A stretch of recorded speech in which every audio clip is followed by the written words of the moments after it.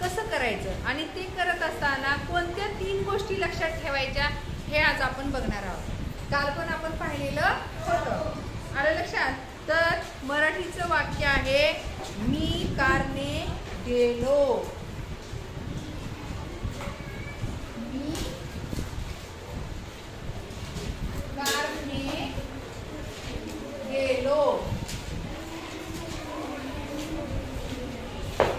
बघा वाक्य काय, मी कारने गेलो। बघा ह्याला नंबर द्या, नंबर 1, नंबर 2, नंबर 3। कर्ता कर्म क्रियापद, कर्ता कर्म क्रियापद हे झालं मराठीतून। पण इंग्लिश मध्ये कसं करायचं?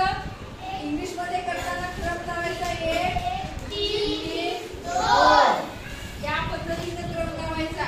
म्हणजे पहिले 1 नंबरचं घ्यायचं, मग 3 नंबरचं घ्यायचं आणि मग शेवटी 2 नंबरचं। मी कारने गेलो, सांगा मीला इंग्लिश मध्ये आय। आता गेलो, गेलो भूतकाळातलं वाक्य। गेलो जात आहे असं आहे का? नाही। जाणार आहे असं आहे का? नाही। गेलो गो म्हणजे जाणे, मग गेलो भूतकाळातलं वाक्य। गेलोला शब्द येतो वेन, त्याला शब्द काय येतो? वेन। बघा लक्ष द्या सर्वांनी, आय वेन वाचा, आय वेन। कशाने गेलो? कारने। आता इथे ने शब्द महत्वाचा। कारने, विमानाने, बसने, ने। मग नेला काय वापरायचं? बाय। काय वापरायचं? बाय। बाय म्हणजे ने, बी बाय, बाय म्हणजे ने। या नेला शब्द काय आहे इंग्लिश मध्ये? बाय। आणि कारला शब्द सीआर का? काय अवघड आहे का? काही अवघड आहे का याच्यामध्ये? नाही। वाक्य पुन्हा वाचा, म्हणा आहे बाय का, म्हणा आहे बाय का, आय वेंट बाय का, छान। हे झालं पहिलं वाक्य। आता बघू आपण दुसरं वाक्य। चला दुसरं वाक्य बघा, मी आज गेलो। मी आज गेलो, मी आज गेलो। बघा मी आज गेलो। नंबर सांगा, ह्याला नंबर कसं द्यायचं? 1 2 3। मी आज गेलो। आता ह्याला मराठीत करताना हे लक्षात ठेवायचं 1 3 2। 1 नंबरचं इथं राहील, 3 नंबरचं इथं येईल आणि 2 नंबरचं इकडं जाईल। सांगा मीला आय, गेलो वेन, आय वेन। कुठं?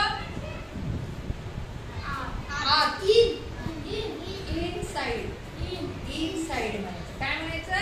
इनसाइड। हा इनसाइड। आत जाण्याच्या क्रियेला म्हणजे आत जाण्याला काय म्हणतात? इनसाइड, आतल्या बाजूला।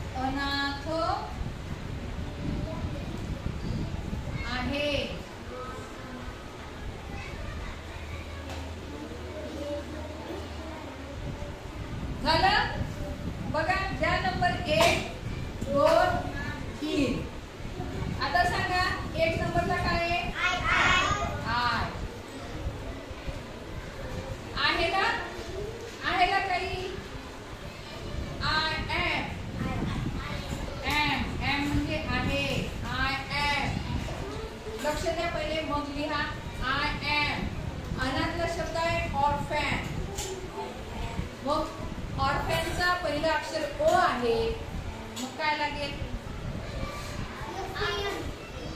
ओ. पुण्याई शब्दाचं पहिल्या अक्षराने सुरुवात जर ओ असेल, AEIOU असेल, तर काय लागतं त्या शब्दाच्या पुढे? एन लागत असतं. काय लागत असतं? एन. आपण म्हणत नाही का एन ऍपल, एन अम्ब्रेला म्हणत नाही का? हा, I am an orphan. O R P H A N.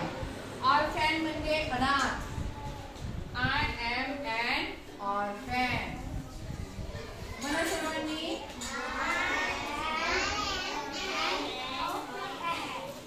हा, ठीक आहे.